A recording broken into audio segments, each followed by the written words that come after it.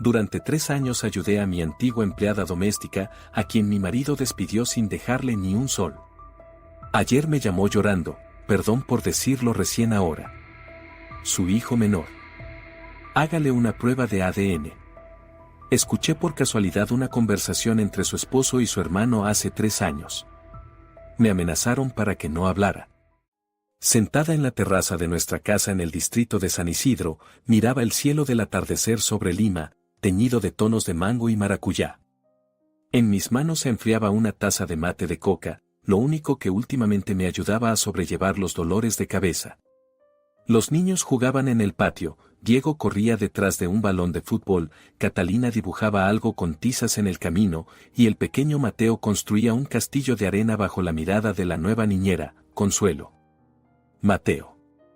Mi hijo menor, mi bebé, que acababa de cumplir 4 años. Con sus rizos oscuros y sus enormes ojos castaños, se parecía. ¿A quién se parecía? Siempre decía que a mi abuela materna. Ella tenía los mismos mechones rebeldes y el mismo hoyuelo en la barbilla. Hace 3 años mi vida cambió de forma drástica, aunque entonces no lo comprendí. Hace 3 años mi esposo, Eduardo, despidió de repente a Rosa, nuestra empleada doméstica que había vivido con nosotros casi 8 años. Rosa, que era mucho más que una sirvienta. Era parte de la familia. Preparaba el mejor ceviche de Lima, sabía cómo calmar a Diego cuando tenía ataques de asma, recordaba que Catalina era intolerante a la lactosa y cantaba canciones de cuna a Mateo cuando era apenas un bebé. Rosa María Gutiérrez. 52 años, el cabello canoso trenzado en una gruesa trenza, manos curtidas por el trabajo y un corazón bondadoso. Había llegado a Lima desde un pueblo de la Sierra de Ayacucho, huyendo de la pobreza. Sus hijos ya eran adultos, dispersos por todo el país en busca de una vida mejor. Su esposo había muerto hacía muchos años en una mina.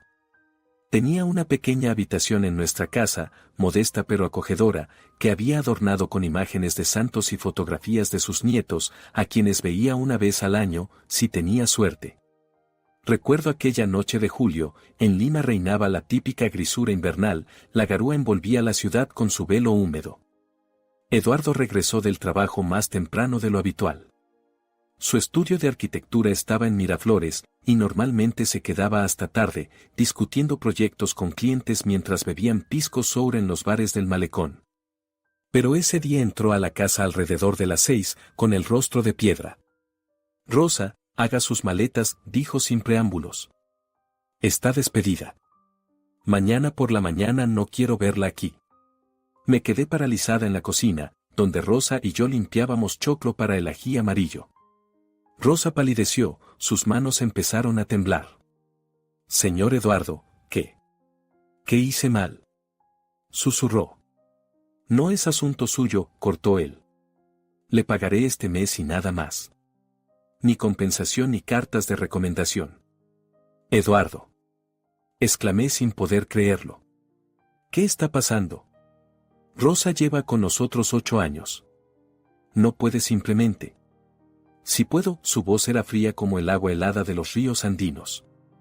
Es mi casa, mi dinero. Y es mi decisión. Se dio la vuelta y se fue a su despacho, cerrando la puerta de un portazo.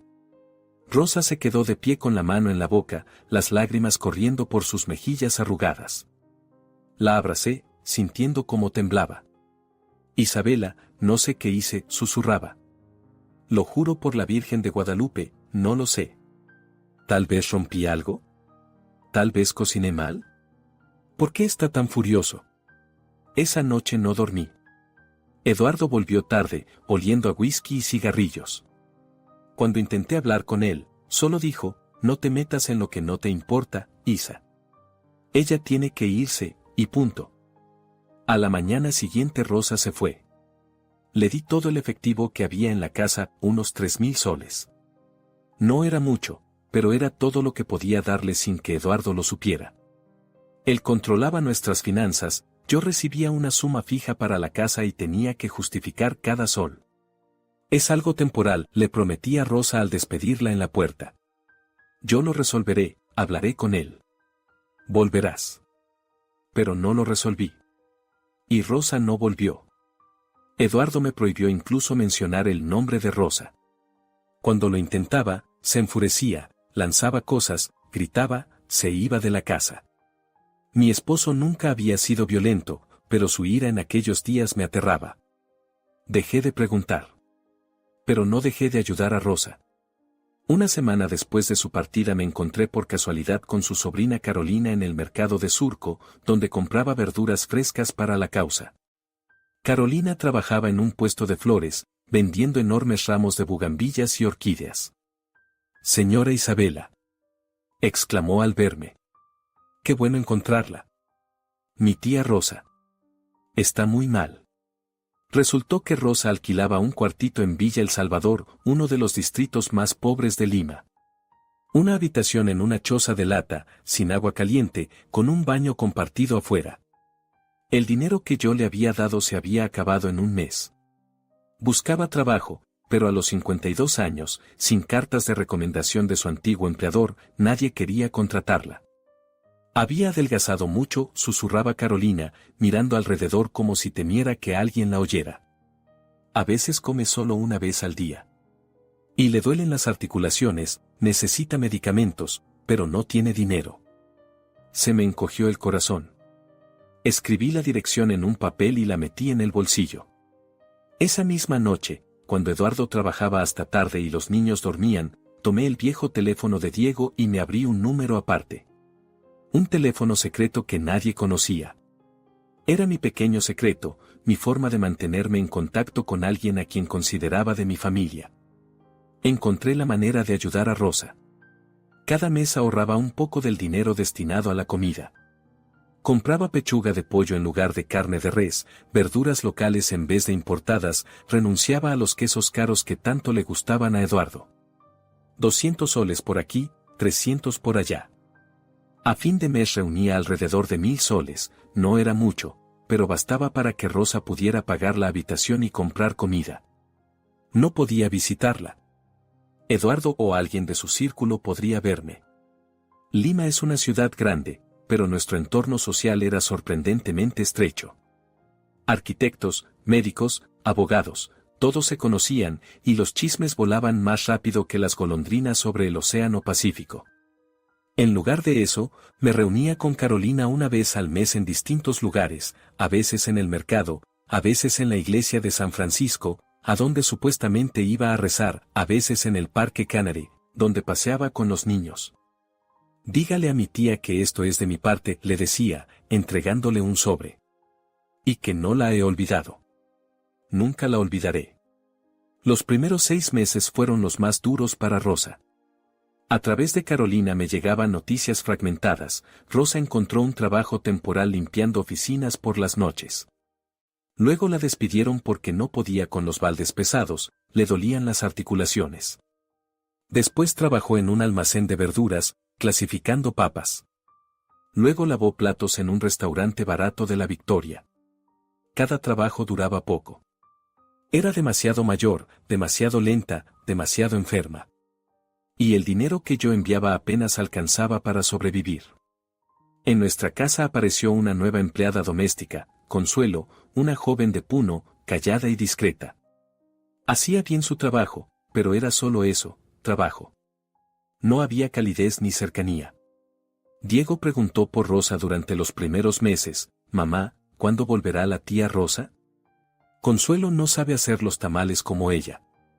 «Pronto, cariño, pronto», mentía yo, besándolo en la cabeza. Pero el pronto nunca llegaba. Eduardo cambió después de que Rosa se fue. Se volvió distante, cerrado. Trabajaba aún más, volvía cada vez más tarde. A veces olía a perfume de mujer, pero yo no preguntaba. En nuestro dormitorio crecía una pared de hielo entre nosotros. Compartíamos la cama, pero no la vida. El único rayo de luz era el pequeño Mateo. Tenía apenas 6 meses cuando Rosa se fue, así que no la recordaba. Crecía como un niño alegre y ruidoso, lleno de energía. Su risa llenaba la casa cuando corría detrás de Diego. Sus gritos de felicidad resonaban cuando Catalina lo llevaba en bicicleta por el patio. Pero a veces, al mirarlo, captaba una mirada extraña de Eduardo. fría, evaluadora. Rara vez tomaba a Mateo en brazos, casi no jugaba con él. Con Diego y Catalina era distinto, un padre atento y cariñoso. Pero con Mateo era distante. Eduardo, el bebé quiere que juegues con él, le decía cuando Mateo estiraba sus manitas regordetas hacia su padre. Después, Isa. Me duele la cabeza, respondía él sin levantar la vista del teléfono. Yo lo atribuía al cansancio, al estrés del trabajo. Su estudio había ganado un gran contrato para construir un centro comercial en San Borja, un proyecto que requería toda su atención. Los años pasaban. Mateo crecía. Rosa resistía. Yo seguía enviándole dinero a través de Carolina y, cuando ella se fue a Trujillo con su prometido, a través de su hermano menor, Rodrigo, que trabajaba como mecánico en un taller cerca de nuestro barrio. Un día, hace aproximadamente 1 año y medio, Rodrigo me entregó una nota de Rosa. Estaba escrita en un pedazo de papel arrancado de un cuaderno escolar, con letra temblorosa: querida Isabela, mi señora, mi hija del corazón. Gracias por todo. Gracias a ti estoy viva. Gracias a ti tengo un techo sobre mi cabeza. Rezo por ti cada día en la iglesia de Santa Rosa. Le pido a la Virgen que te proteja a ti y a tus hijos. A los 3 hijos. Ellos son tu tesoro. Cuídalos. Te quiero como a una hija. Tú, Rosa. Lloré leyendo esa nota en el baño, dejando correr el agua para que nadie me oyera. Lloré de dolor, de la injusticia de todo aquello. ¿Por qué Eduardo había actuado así con ella? ¿Qué cosa tan terrible podía haber hecho para merecer un castigo así? Nunca obtuve respuesta. Mi marido se convirtió en un libro cerrado, escrito en un idioma desconocido. Nuestro matrimonio se sostenía por un hilo fino de costumbre y obligaciones. Íbamos a almuerzos familiares en casa de sus padres. Don Ricardo y doña Esther vivían en una lujosa villa en La Molina. Asistíamos a bodas de amigos, bautizos, fiestas infantiles. Por fuera éramos la pareja perfecta, un arquitecto exitoso y su bella esposa, madre de 3 hijos. Pero por dentro yo me sentía como una actriz en una mala obra de teatro. Interpretaba el papel de esposa satisfecha mientras por dentro me iba muriendo lentamente.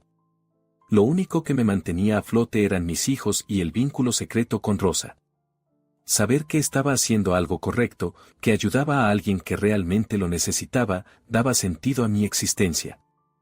Eduardo nunca se enteró de mi ayuda a Rosa. Fui cuidadosa. Muy cuidadosa. Usaba solo efectivo, me reunía con Rodrigo en lugares concurridos donde un encuentro casual parecía natural. Guardaba el teléfono secreto en una bolsa de artículos de higiene, un lugar donde Eduardo nunca buscaría. 3 años. 36 meses. 36 sobres con dinero, 36 veces en las que arriesgué todo para ayudar a una mujer que alguna vez fue para mí mucho más que una empleada. Y ayer, un jueves cualquiera, Mateo jugaba en el patio, Diego estaba en el entrenamiento de fútbol, Catalina hacía los deberes y yo estaba sentada en la terraza con el mate de coca ya frío, mirando el atardecer sobre Lima. Mi teléfono secreto vibró. Un número desconocido. Normalmente no contestaba llamadas de números extraños, pero algo me impulsó a presionar el botón verde. ¿Aló? ¿Señora Isabela? La voz era apenas audible, ahogada en llanto. ¿Rosa? Mi corazón dio un salto. Nunca antes me había llamado directamente. Habíamos sido tan cuidadosas. Perdón, sollozaba. Perdón por llamar. Perdón por decirlo recién ahora. Ya no puedo más. La conciencia no me deja en paz. 3 años. 3 años callé, y eso me está matando. Rosa, ¿qué pasó? ¿Estás bien? Me levanté y me alejé de la casa, temiendo que alguien pudiera oír. Su hijo menor. Su voz temblaba. Mateo. Isabela, usted necesita hacerse una prueba de ADN. El mundo empezó a girar a mi alrededor. ¿Qué? Rosa, ¿de qué estás hablando? Hace 3 años, respiraba con dificultad, unos días antes de que el señor Eduardo me despidiera. Escuché una conversación por casualidad.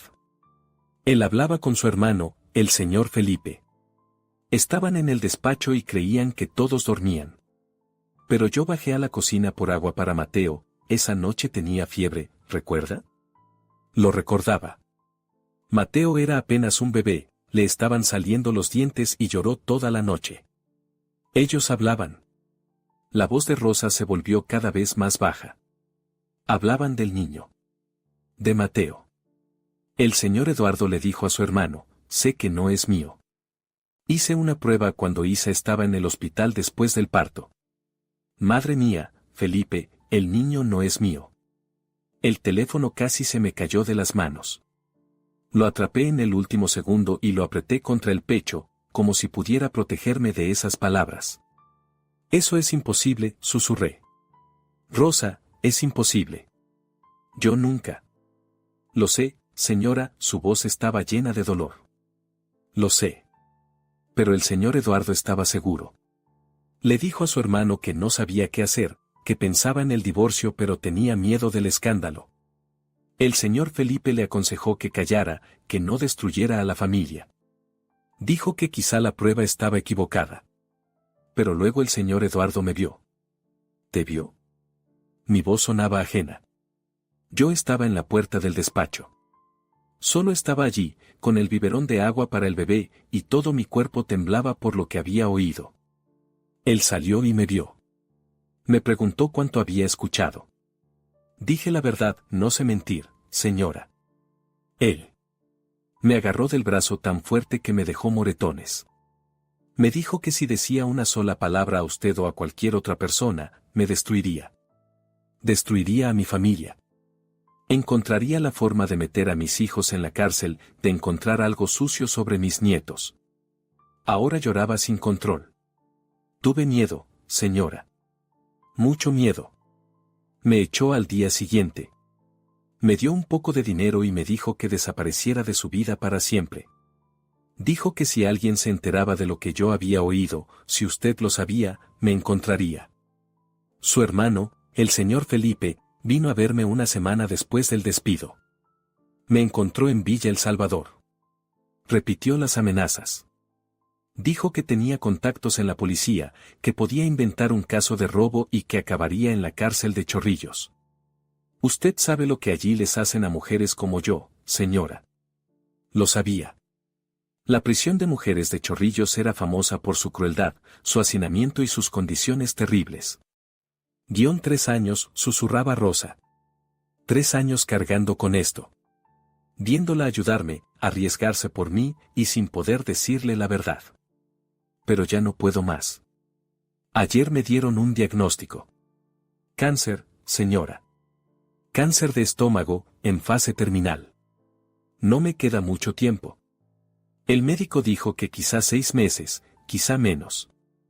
Y no puedo morir con este secreto. No puedo presentarme ante Dios sabiendo que callé cuando debía hablar. Sentí que el suelo se abría bajo mis pies.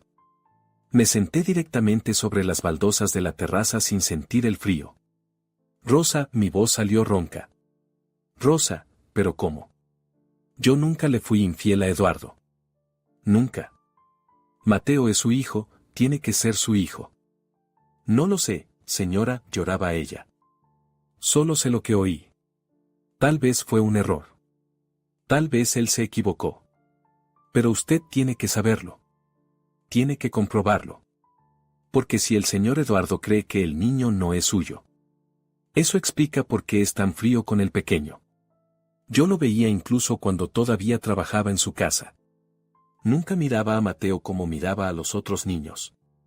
Lo recordé. Decenas, cientos de pequeños momentos. Como Eduardo evitaba tomar a Mateo en brazos.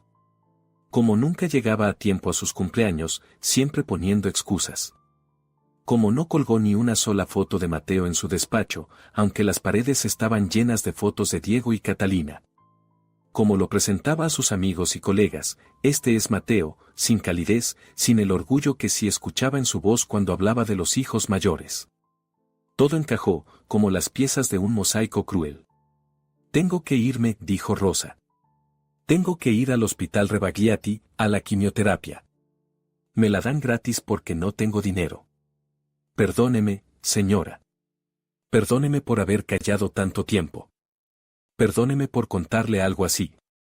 Pero usted fue buena conmigo cuando el mundo entero me dio la espalda. Usted merece saber la verdad. Rosa, espera, yo entré en pánico. ¿Dónde estás? Déjame ayudarte, déjame pagar tu tratamiento. No, señora. Para mí ya es demasiado tarde. Pero no para usted. Averigüe la verdad. Proteja a su pequeño. Pase lo que pase, recuerde, Mateo es inocente. Él es su hijo, sea quien sea su padre. Es suyo. La línea se cortó. Me quedé sentada sobre las frías losas de la terraza, mirando el sol ponerse y teñir el cielo del color de la sangre, sintiendo cómo se derrumbaba todo en lo que había creído. Mi vida, mi matrimonio, mi familia, todo estaba construido sobre una mentira que yo ni siquiera sospechaba. Esa noche no dormí. Yacía junto a Eduardo, ese hombre con el que había vivido 15 años, con el que había tenido 3 hijos, con el que había construido una vida, y lo miraba como a un desconocido. Él pensaba que Mateo no era su hijo. Durante 3 años había vivido con esa certeza.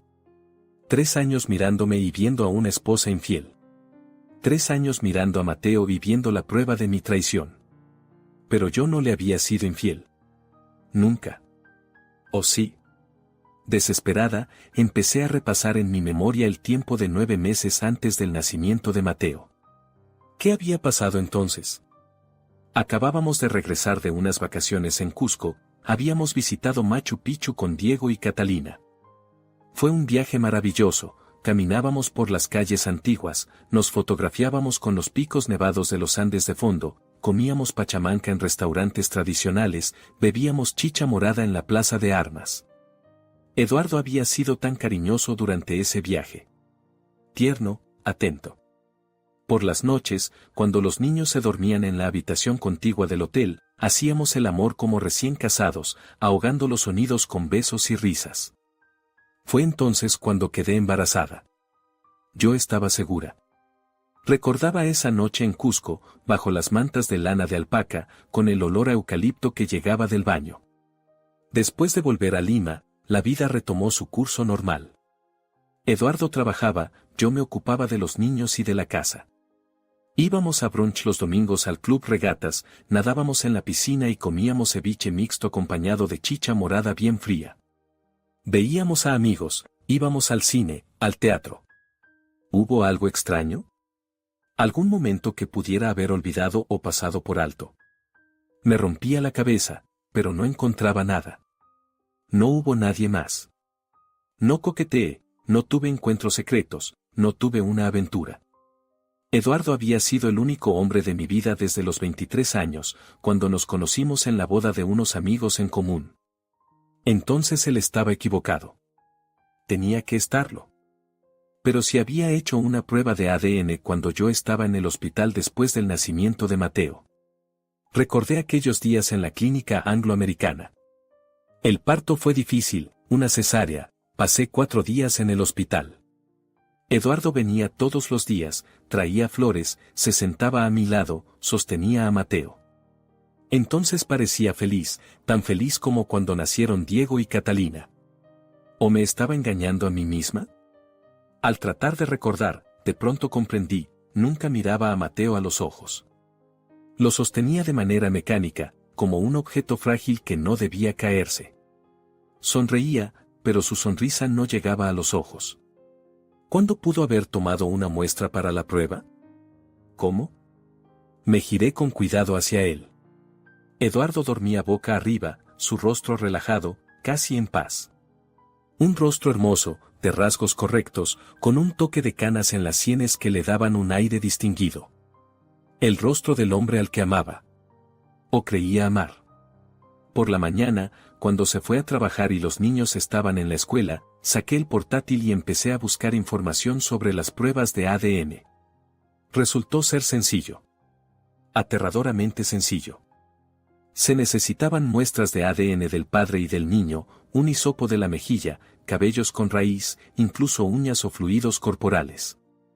Se podía enviar a un laboratorio o pedir una prueba casera. Los resultados en 1 o 2 semanas. Eduardo podía haberlo hecho fácilmente. Cuando yo dormía bajo anestesia después de la cesárea, cuando las enfermeras se llevaban a Mateo para procedimientos, cuando yo estaba demasiado débil para fijarme en nada. Tenía muchas oportunidades. ¿Pero por qué? ¿Qué lo hizo dudar? Yo nunca le di motivos para celos. ¿O si los di y no me di cuenta? Necesitaba la verdad. Mi propia verdad, no su versión distorsionada. Pedí cita en el laboratorio privado Innovagen, en Miraflores, con un nombre falso. Dije que quería hacer una prueba de paternidad de forma confidencial. La recepcionista fue profesionalmente indiferente, al parecer, ese tipo de solicitudes eran algo habitual. Necesitamos muestras del supuesto padre y del niño, explicó. Puede tomarlas usted misma en casa con los hisopos que le daremos, o traerlos aquí. Las tomaré en casa, respondí de inmediato. ¿Traer a Mateo y a Eduardo? Impensable. Me entregó 2 kits, hisopos estériles en envases individuales, instrucciones y sobres para el envío. Los resultados estarán listos en 10 días hábiles, dijo. Se los enviaremos al correo electrónico que nos indique. El costo es de 800 soles. Pagué en efectivo, con el dinero que debía enviarle a Rosa ese mes. Rosa me perdonaría. Ella quería que yo supiera la verdad. Esa noche, mientras Eduardo trabajaba en su despacho y los niños veían dibujos animados, tomé la muestra de Mateo. Le dije que era un juego. Pasé el hisopo por el interior de su mejilla y él se reía, creyendo que hacía cosquillas. Mamá, ¿qué haces? Se reía. Estoy comprobando si te comiste todos los dulces que escondí, bromeé, besándole la nariz. Con Eduardo fue más difícil. Esperé a que se durmiera. Alrededor de las 2 de la madrugada, segura de que dormía profundamente, gracias a su costumbre de tomar melatonina, pasé con cuidado el hisopo por el interior de su mejilla. Se movió, murmuró algo, pero no se despertó. Mi mano temblaba tanto que apenas pude meter la muestra en el sobre. Al día siguiente envié el paquete al laboratorio. 10 días de espera. 10 días que se estiraron como una eternidad. Esos 10 días fueron los más largos de mi vida. Cada mañana me despertaba con una piedra pesada en el pecho. Cada noche me acostaba sabiendo que no dormiría. El mundo adquirió una cualidad extraña, irreal, como si estuviera viendo mi vida a través de un vidrio empañado. Seguía interpretando mi papel. Preparaba desayunos, tamales y panqueques para los niños, café para Eduardo. Llevaba a Diego al fútbol, a Catalina a sus clases de piano. Iba a las reuniones de padres en el Colegio San Agustín, donde estudiaban los mayores. Sonreía a las otras madres, hablaba de notas, de comportamiento, de planes para las vacaciones de verano. Pero por dentro me moría de incertidumbre. Empecé a notar cosas que antes no veía. O que no quería ver. Diego, 14 años, alto para su edad, con el espeso cabello negro de Eduardo, sus ojos castaños, su mentón obstinado. Una copia de su padre, decían todos.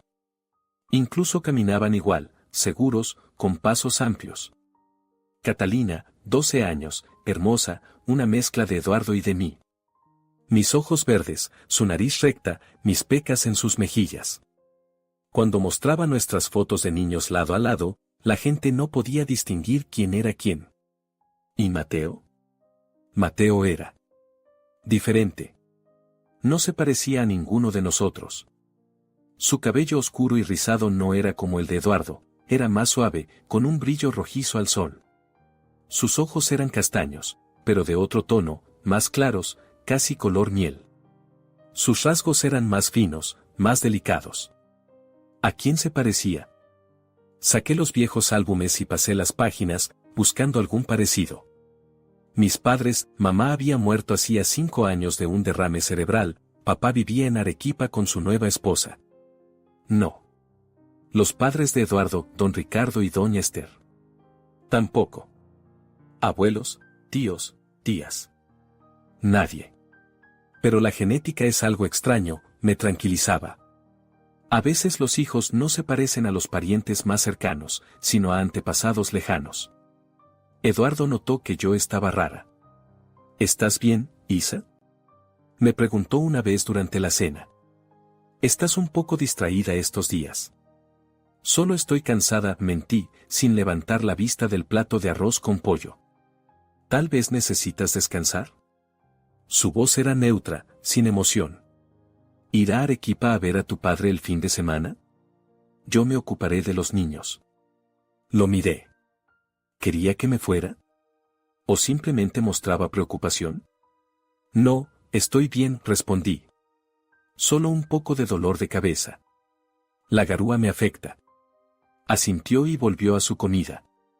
Intenté comunicarme con Rosa a través de Rodrigo, pero él dijo que estaba en el hospital, en cuidados intensivos. La quimioterapia le estaba resultando muy dura, su cuerpo no resistía. Quería ir a verla, pero tenía miedo. El hospital Rebagliati era público, siempre lleno de gente, y alguien podía reconocerme, alguien podía contárselo a Eduardo. Qué cansada estaba ya de esos miedos, de esa cautela constante. Al 7º día de espera no aguanté más. Llamé al laboratorio Innovagen. Hola, envié muestras para una prueba de paternidad hace aproximadamente una semana, dije, intentando controlar el temblor de mi voz. Quería saber cuándo estarán listos los resultados. ¿Su número de pedido? Se lo dicté, leyéndolo del papel que llevaba en la billetera, escondido detrás de una foto de los niños. Un momento. Sí, aquí está. La prueba aún está en proceso. Los resultados estarán listos pasado mañana, el viernes. Pasado mañana. 2 días más. El jueves por la noche Eduardo anunció que al día siguiente viajaría a Trujillo para reunirse con unos clientes y que regresaría recién el domingo por la noche. ¿Puedes arreglártela sola? Preguntó mientras hacía su maleta pequeña. Claro, respondí, sintiendo una mezcla de alivio y ansiedad. Alivio porque no tendría que fingir delante de él cuando supiera los resultados, ansiedad porque, si las noticias eran malas, tendría que afrontarlo sola. Se fue temprano el viernes por la mañana, sin siquiera darme un beso de despedida. Solo hizo un gesto con la mano y se subió al taxi. Los niños estaban en la escuela. Consuelo limpiaba arriba. Yo estaba sentada en la terraza con el portátil, actualizando el correo cada 5 minutos. A las 11 de la mañana llegó el mensaje. Laboratorio Innovagen asunto, resultados de la prueba de paternidad. Pedido número 45832. Mi mano se quedó inmóvil sobre el ratón. Era eso. El momento de la verdad. Los siguientes segundos iban a cambiar mi vida para siempre. Abrí el correo. Un archivo PDF adjunto. Lo descargué, lo abrí. Una página con el logotipo del laboratorio, detalles técnicos, cifras, gráficos. Deslicé hacia abajo hasta las conclusiones. Conclusión, con base en el análisis de 16 marcadores STR, la probabilidad de paternidad entre el presunto padre, muestra A, y el niño, muestra B, es del 99,99%. Conclusión, el presunto padre no queda excluido como padre biológico del niño. Leí esas líneas 3 veces, 4, 5. Las palabras se me nublaban ante los ojos. Eduardo era el padre de Mateo. Con un 99,99% de probabilidad. Era matemático, científico, indiscutible. Él estaba equivocado. Toda esa pesadilla, todos esos años de frialdad hacia nuestro hijo, el despido de Rosa, la destrucción de nuestro matrimonio. Todo se había basado en un error. ¿Pero de dónde venía su certeza? Si él también se había hecho una prueba, ¿por qué obtuvo otro resultado? Imprimí el informe y lo escondí en el cajón del escritorio del dormitorio, debajo de una pila de revistas viejas. Luego me senté en el borde de la cama, mirando al vacío, tratando de asimilar lo que todo eso significaba. Eduardo era el padre de Mateo. Yo no le había sido infiel. Pero él creía que sí. Arruinó la vida de una mujer inocente por sus sospechas. Durante 3 años trató a nuestro hijo como si fuera ajeno. ¿Qué debía hacer con ese conocimiento? Esperé hasta el domingo por la noche, cuando Eduardo regresó de Trujillo. Los niños dormían, Consuelo estaba en su cuarto. Estábamos solos en la gran sala de nuestra casa. Él parecía cansado, con sombras grises bajo los ojos. Dejó la chaqueta en el sofá y se aflojó la corbata. ¿Cómo estuvo el viaje?, pregunté, procurando sonar tranquila. Bien. El cliente aceptó nuestro proyecto. Firmamos el contrato la próxima semana. Eso es bueno. Se hizo un silencio incómodo. Él me miró. ¿Pasa algo? Sí, dije. Eduardo, tenemos que hablar. Algo en mi tono lo puso en alerta. Se enderezó, su rostro se volvió tenso. ¿De qué? Saqué del bolsillo el informe doblado del laboratorio y se lo tendí. De Mateo. Tomó el papel y lo desplegó. Observé cómo su rostro cambiaba, de la incomprensión al shock, del shock a la palidez. ¿De dónde sacaste esto? Su voz estaba ronca. Me hice una prueba. Después de que Rosa me llamó. ¿Rosa? Se levantó de un salto del sofá. ¿Qué demonios hacía Rosa llamándote? Le prohibí que se pusiera en contacto contigo. Se está muriendo, Eduardo. Tiene cáncer. En fase terminal. Y ya no pudo seguir callando lo que oyó hace 3 años. Su rostro se deformó. Lanzó el informe sobre la mesa de centro. ¿Estaba espiando? ¿Metiendo las narices donde no debía? Fue a buscar agua para nuestro hijo enfermo. Grité. Y escuchó por casualidad cómo le decías a tu hermano que Mateo no era tu hijo. Que habías hecho una prueba cuando yo estaba en el hospital y que había salido que no eras el padre. Isa. 3 años, Eduardo. Me puse de pie y señalé el informe. 3 años trataste a nuestro hijo como a un extraño porque creías que te había sido infiel. 3 años destruiste la vida de una mujer inocente solo porque sabía tu sucio secreto. Y ahora mira esto. Agarré el informe y lo agité frente a su cara. 99,99%. Tú eres el padre de Mateo. ¿Cómo demonios obtuviste otro resultado? Se dejó caer en el sofá y se cubrió el rostro con las manos. No lo sé, susurró. Lo juro, Isa, no lo sé. Cuéntamelo, mi voz se volvió fría como el hielo del congelador. Cuéntame todo. Desde el principio. Me lo debes. Guardó silencio largo rato. Yo esperé, sintiendo el corazón golpeándome el pecho, los puños apretados. Por fin habló. Después de que Mateo nació yo. Noté que no se parecía a nosotros. A mí, a Diego. Ni siquiera a ti. Me decía que era porque aún era un bebé, que los niños cambian. Pero la duda me roía. Y un día, cuando dormías después de la cesárea y Mateo estaba en la sala de neonatos. Tomé una muestra. De él y mía. La envié al laboratorio Biogen, pedí que fuera urgente, pagué el doble por el resultado rápido. Alzó los ojos hacia mí, rojos, llenos de lágrimas. A la semana llegó el resultado. Probabilidad de paternidad, 0%. 0%, Isa. La prueba decía que yo no podía ser el padre de ese niño. Yo. No sabía qué hacer. Estaba furioso, desesperado. Pensaba que me habías engañado, que me habías mentido, que todo nuestro matrimonio era una mentira. Pero no te engañé. Grité. Nunca. Lo sé ahora. Gritó él. Pero entonces, con esa prueba en la mano, con ese maldito 0. ¿Qué se suponía que debía pensar? Debiste hablar conmigo. Mi voz resonó en las paredes. Debiste preguntarme, darme la oportunidad de explicarlo. En vez de eso, callaste 3 años, trataste a nuestro hijo como un error, me fuiste destruyendo poco a poco. Tenía miedo, su voz se quebró. Miedo al escándalo, al divorcio, a que los niños se enteraran. Felipe me aconsejó callar, fingir que todo estaba bien. Dijo que quizá había un error, que debía hacer otra prueba. Pero yo no pude. Tenía miedo de la confirmación. Preferí vivir en la duda que saberlo con certeza.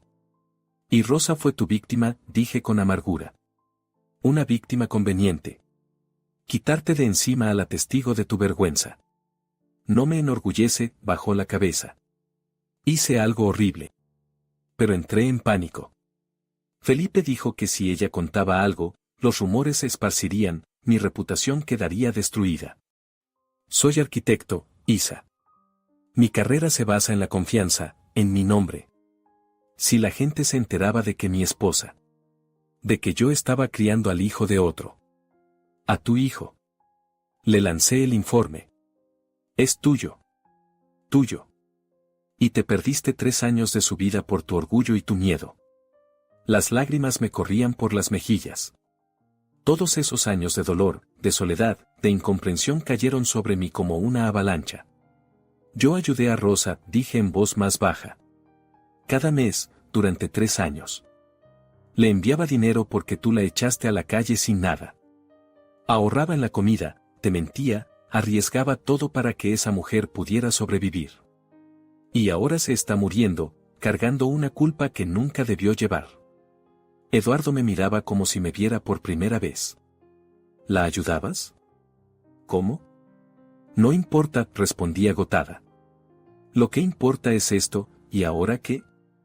¿Qué hacemos con este conocimiento? Con nuestro matrimonio, con Mateo, con Rosa. No respondió. Estaba sentado, encorvado, destrozado. Esa prueba, dijo por fin. La del laboratorio Biogen. Aún la conservo. En la caja fuerte de mi oficina. Yo. La traeré. Veremos cómo es posible todo esto. Veremos, repetí con amargura. 3 años después. Cuando ya todo está destruido. Al día siguiente Eduardo trajo ese maldito informe de su oficina. Nos sentamos en su despacho de la casa, los documentos estaban sobre la mesa frente a nosotros, como pruebas de un crimen. Tomé el informe del laboratorio Biogen. Parecía oficial, con sellos y la firma de un tal doctor Moreno, jefe del departamento genético. La fecha, enero de 2022, 3 días después del nacimiento de Mateo. Conclusión, la probabilidad de paternidad entre el presunto padre, muestra 1, y el niño, muestra 2, es del 0%. El presunto padre queda excluido como padre biológico del niño. Lo comparé con mi informe de Innovagen. 2 pruebas, un mismo niño, resultados diametralmente opuestos. Uno de ellos es falso, dije. O alguien falsificó uno. ¿Para qué alguien lo haría? Eduardo se pasó las manos por el cabello. ¿Y quién? Examiné con atención el informe de Biogen. Algo en él parecía incorrecto. El papel tenía un tono ligeramente distinto, el sello se veía un poco borroso. ¿Y la firma del doctor Moreno? ¿Tienes el sobre en el que llegaron los resultados? Pregunté. Sí, debe estar por aquí. Rebuscó en la caja fuerte y sacó un sobre arrugado. No tenía el logotipo de Biogen ni dirección de retorno. Solo un sobre blanco con el nombre de Eduardo impreso. Es raro, murmuré. Los laboratorios suelen usar sobres con su marca. Tal vez fue mensajería express, dijo. Yo pedí urgencia. Saqué el teléfono y marqué el número del laboratorio Biogen que figuraba en el informe. Laboratorio Biogen, ¿en qué puedo ayudarle? Respondió una voz femenina. Hola, quisiera verificar un análisis que se hizo en enero de 2022, dije, mirando el número de pedido. Por favor, dígame el número. Lo dicté. Pausa. Lo siento, pero no tenemos ningún registro de ese pedido en nuestra base de datos. Sentí un vuelco en el corazón. ¿Cómo que no? Tengo en mis manos un informe con su sello y la firma de su empleado, el doctor Moreno. No tenemos ningún empleado con ese nombre, respondió ella. ¿Podría enviarnos una copia del informe por correo electrónico? Verificaremos su autenticidad. Le di la dirección y prometí enviarlo de inmediato. Si es una falsificación, añadió, debería denunciarlo a la policía. Es un delito grave. Colgué y miré a Eduardo. Estaba pálido. ¿Una falsificación? Pero. ¿Cómo? ¿Quién? Y entonces lo comprendí. Felipe. El nombre de su hermano quedó suspendido en el aire entre nosotros. ¿Felipe? repitió Eduardo. No, es imposible. ¿Para qué? Le contaste tus sospechas incluso antes de hacer la prueba, ¿verdad? Eduardo asintió lentamente. Sí. Recuerdo que bebíamos whisky en su bar. Yo estaba alterado, le dije que Mateo no se parecía a mí. Él se rió, dijo que yo estaba paranoico, que todos los bebés se ven raros al principio. ¿Y cuándo le dijiste que querías hacer la prueba? Él frunció el ceño. Me intentó disuadir. Dijo que era una locura, que iba a destruir el matrimonio por sospechas estúpidas. Pero insistí. Le dije que necesitaba saber. Y él se ofreció a ayudar. Dijo que conocía un laboratorio que podía hacer la prueba rápido y de forma confidencial, sin registros, para que no saliera a la luz en caso de divorcio. ¿Y le diste las muestras?, concluí. Sí. Le entregué 2 tubos con los hisopos y prometió llevarlos al laboratorio. Una semana después me trajo los resultados. Nos miramos el uno al otro, la comprensión fue llegando lentamente, pero de forma inevitable. Te engañó, susurré. Tu hermano falsificó la prueba. ¿Pero por qué? Eduardo parecía perdido, como un niño. ¿Por qué Felipe haría algo así? No lo sabía. Pero iba a averiguarlo. Felipe Marín, el hermano menor de Eduardo, era todo lo contrario de mi marido. Donde Eduardo era serio y responsable, Felipe era frívolo y despreocupado. Donde Eduardo construía una carrera como arquitecto trabajando 60 horas a la semana, Felipe quemaba su vida en bares y casinos, viviendo del dinero que le daba su padre. Don Ricardo, el patriarca de la familia, era dueño de varias fábricas textiles en Lima. Eduardo se negó a trabajar en el negocio familiar y eligió su propio camino. Felipe figuraba oficialmente como gerente de una de las fábricas, pero todos sabían que era un puesto ficticio, aparecía una vez al mes, firmaba algunos papeles y ahí terminaba su trabajo.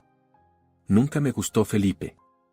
Era demasiado resbaloso, demasiado meloso. En las comidas familiares bebía de más, contaba chistes fuera de lugar y coqueteaba con las esposas de los amigos. Pero Eduardo siempre lo defendía, era su hermano, su familia, había que ser tolerante. Ahora entendía que mi intuición había sido correcta. El miércoles por la noche fui a ver a Felipe. Vivía en un departamento de soltero en San Isidro, en un rascacielos moderno con piscina en la azotea y portero las 24 horas. Su apartamento estaba en el piso 17, con una vista panorámica de la ciudad. No avisé que iba. Toqué el intercomunicador y, 1 minuto después, abrió la puerta vestido con una bata de seda y una copa de pisco en la mano. Sus ojos se agrandaron al verme. ¿Isa? ¿Qué? ¡Qué sorpresa! Pasa, pasa. ¿Eduardo viene contigo? No, pasé junto a él hacia la amplia sala, amueblada con estilo moderno y llena de botellas vacías. Estoy sola. Tenemos que hablar. Algo en mi tono lo puso en guardia. Cerró la puerta y se acercó. ¿De qué? Saqué de mi bolso los 2 informes, el verdadero y el falso, y los lancé sobre su mesa de centro de vidrio. ¿De por qué falsificaste la prueba de ADN y le hiciste creer a tu hermano que no era el padre de su propio hijo? Su rostro se puso blanco como el papel. Yo no tengo idea de qué estás hablando. No me mientas, Felipe, mi voz era de hielo. Ya lo verifiqué. El laboratorio Biogen no tiene ningún registro de esa prueba. El doctor Moreno no existe en su plantilla. Tú falsificaste ese documento y se lo diste a Eduardo para que creyera que Mateo no era su hijo. Agarró su copa y se bebió el pisco de un trago. ¿Y qué si es verdad? Su voz se volvió desafiante. Es un asunto de familia, no tuyo. ¿No mío? Reí con amargura. Eso destruyó mi matrimonio. Hizo que mi marido odiara a su propio hijo durante 3 años. Arruinó la vida de una mujer inocente. ¿Y dices que no es asunto mío?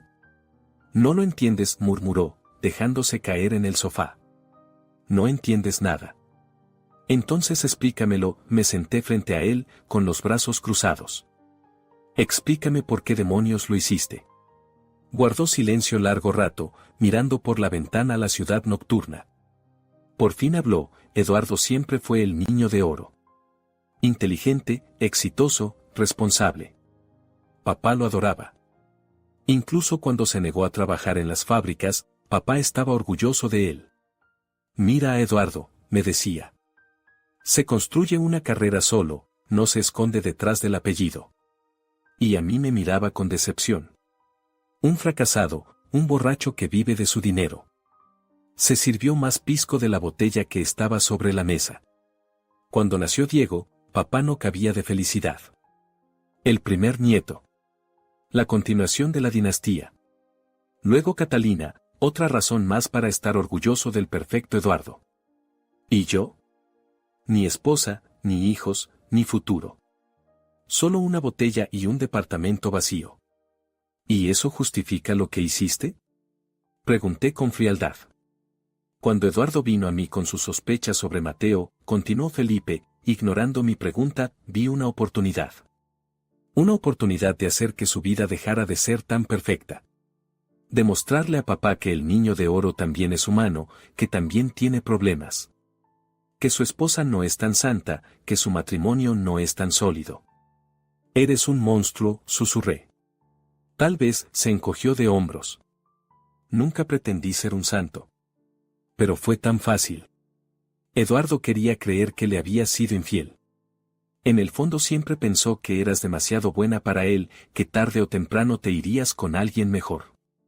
Su inseguridad hizo que mi trabajo fuera sencillo. Encontré a alguien que falsificó el documento, me costó solo $1000. Se lo llevé a Eduardo y se lo creyó. Ni siquiera pensó en comprobarlo. Sentí náuseas. ¿Y Rosa? ¿La amenazaste, la perseguiste? Ella era un problema, admitió. Sabía demasiado. Eduardo solo quería despedirla, pero yo lo convencí de que había que asegurarse de que guardara silencio. Fui a Villa El Salvador, hablé con ella. Le expliqué que si abría la boca, tendría grandes problemas. Parece que lo entendió. Se está muriendo, Felipe, mi voz temblaba. Se muere de cáncer, sola, asustada, cargando una culpa que no debía llevar. Por primera vez algo parecido al remordimiento pasó por sus ojos. No sabía que ella. No te importó. Me levanté de un salto. No te importó ella, ni yo, ni Mateo, ni siquiera tu propio hermano. Lo único que te importaba era tu miserable envidia y resentimiento. Tomé los informes de la mesa. Eduardo sabrá la verdad. Y tu padre también. Y entonces veremos quién de ustedes será la verdadera decepción. Me dirigí a la puerta, pero su voz me detuvo. Isabela, espera. ¿Qué quieres? ¿Que me disculpe? ¿Que se lo confiese a Eduardo? Está bien, lo haré. Solo por favor, no se lo digas a papá. Me matará. Me quitará la herencia. No me quedará nada. Me di la vuelta y lo miré, un hombre patético, borracho, roto. Que no tengas nada es tu propia elección, Felipe. Tú mismo creaste tu vida vacía. Y no quiero tus disculpas. Quiero que se lo confieses a Eduardo. Hoy. Y quiero que ayudes a Rosa, que pague su tratamiento, su hospicio, lo que necesite en sus últimos meses. Es lo mínimo que debes hacer. Bajó la cabeza. Está bien. Lo haré. Y una cosa más, añadí ya en la puerta. Mantente lejos de mi familia. De Eduardo, de los niños y de mí. No quiero volver a ver tu cara. Me fui, dejándolo solo en su lujoso apartamento vacío. Eduardo confrontó a Felipe al día siguiente. Yo no estuve presente en esa conversación, pero Eduardo me contó que su hermano confesó todo, llorando y pidiendo perdón. Le pegué, me dijo Eduardo, mirando sus nudillos hinchados. Por primera vez en mi vida le pegué a mi hermano. ¿Y sabes qué? Ni siquiera se defendió. Solo se quedó ahí, recibiendo los golpes. Estábamos sentados en el dormitorio, ya entrada la noche. Los niños dormían, la casa estaba en silencio.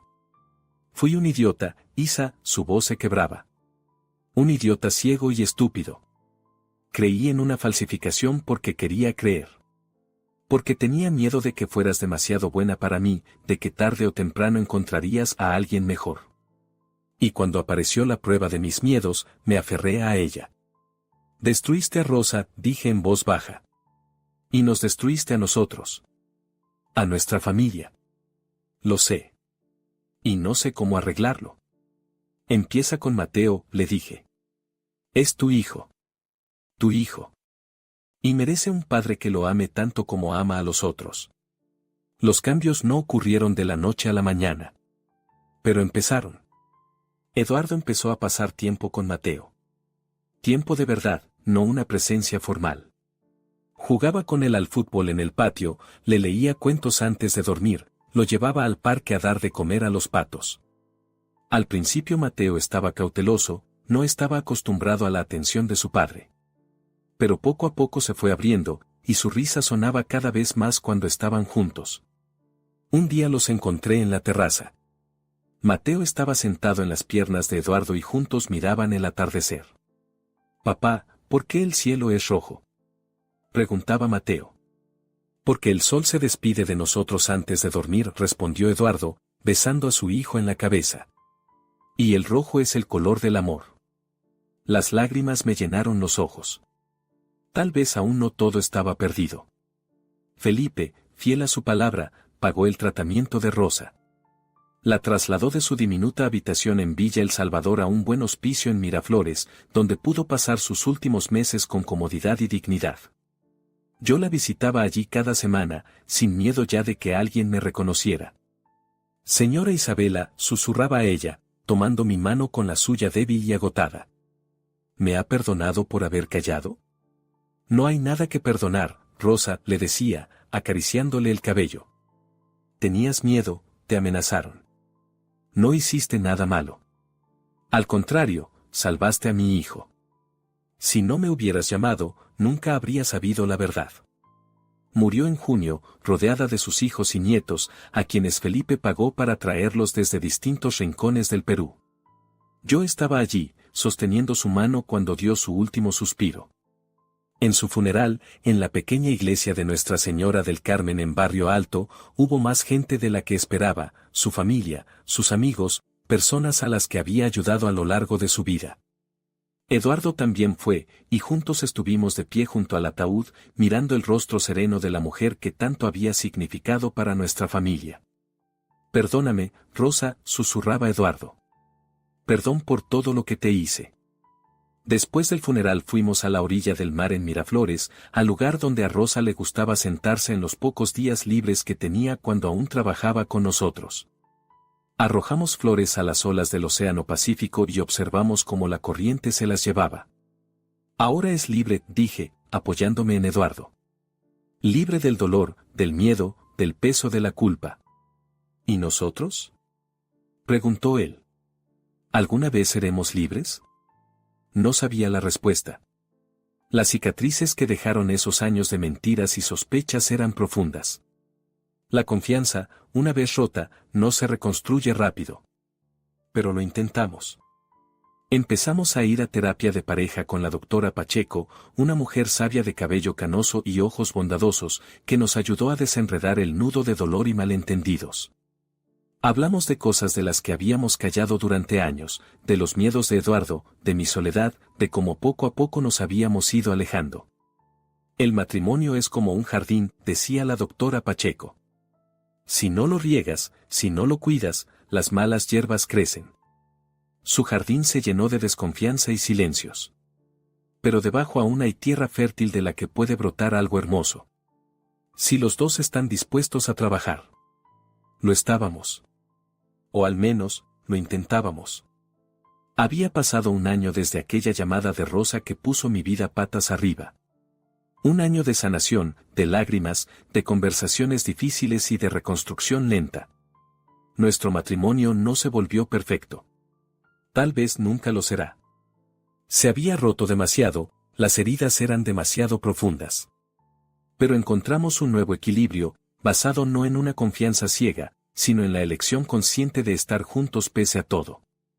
Eduardo y Mateo se hicieron más cercanos.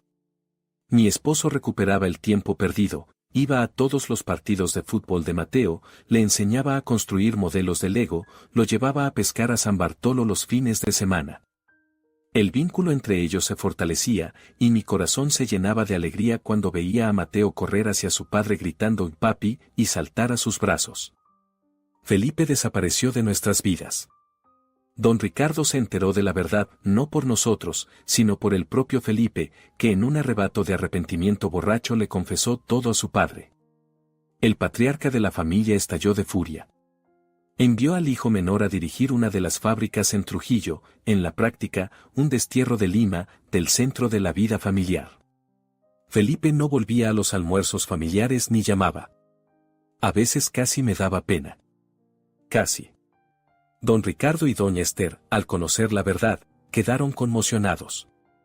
Doña Esther lloraba abrazando a Mateo, pidiéndole perdón por no haber sido una abuela lo suficientemente atenta. Don Ricardo creó un fondo educativo con el nombre de Rosa María Gutiérrez para niños de Ayacucho que quisieran estudiar en Lima. Era su manera de expiar los pecados de la familia. Catalina y Diego no conocían todos los detalles, eran demasiado jóvenes para una verdad tan dura. Solo les dijimos que hubo malentendidos en la familia que ya habíamos resuelto y que ahora todo estaba mejorando. Lo aceptaron con la confianza de los niños, felices de que la tensión en casa hubiera desaparecido, de que los padres ya no guardaran silencio en la mesa, de que papá ahora jugara con Mateo. Y yo encontré un nuevo propósito. Usando los contactos de Eduardo y el dinero de don Ricardo, creé una fundación de ayuda para empleadas domésticas, mujeres como Rosa, que llegan de las provincias a la gran ciudad en busca de una vida mejor y a menudo se enfrentan a la explotación, la injusticia y la falta de derechos. Ofrecíamos asistencia legal, ayuda con alojamiento en situaciones de crisis, educación sobre sus derechos y una comunidad de apoyo. Llamamos a la Fundación Casa Rosa. Su foto colgaba en nuestra oficina de San Isidro, un recordatorio de la mujer cuya valentía y conciencia cambiaron nuestras vidas. Hoy, sentada en la terraza de nuestra casa, mirando a los niños en el patio, pensaba en todo el camino recorrido. Mateo corría detrás de la pelota, su risa resonaba en el aire cálido de la tarde. Diego jugaba con él, enseñándole con paciencia algunos trucos. Catalina leía un libro bajo el árbol de guayaba, levantando de vez en cuando la vista para sonreírles a sus hermanos. Eduardo salió a la terraza con 2 tazas de té rooibos en las manos. Me dio una y se sentó a mi lado. ¿En qué piensas?, preguntó. En Rosa, respondí con sinceridad. Me pregunto si desde donde esté, allá arriba, sabe que su valentía importó. Que salvó a nuestra familia. Creo que lo sabe, dijo Eduardo, tomando mi mano. Y creo que nos perdonó. Que me perdonó. Nos quedamos en silencio, de la mano, mirando a nuestros hijos. A los 3. Igualmente amados, igualmente nuestros. El sol se ponía sobre Lima, tiñendo el cielo de tonos lilas y dorados. En algún lugar de la ciudad, otras familias también se reunían, compartiendo sus noches, sus historias, sus secretos. La vida no es perfecta.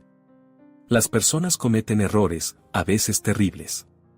Pero si hay amor, si hay voluntad de perdonar y de ser perdonados, si hay el valor de mirar la verdad de frente, entonces es posible sanar. Tal vez no olvidar, las cicatrices quedan para siempre.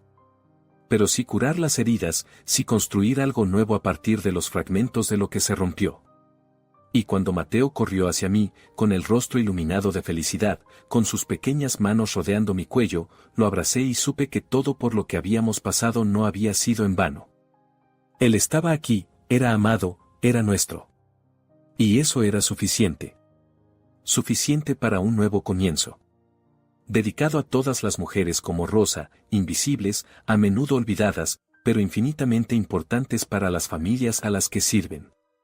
Que su valentía y dignidad nunca sean olvidadas.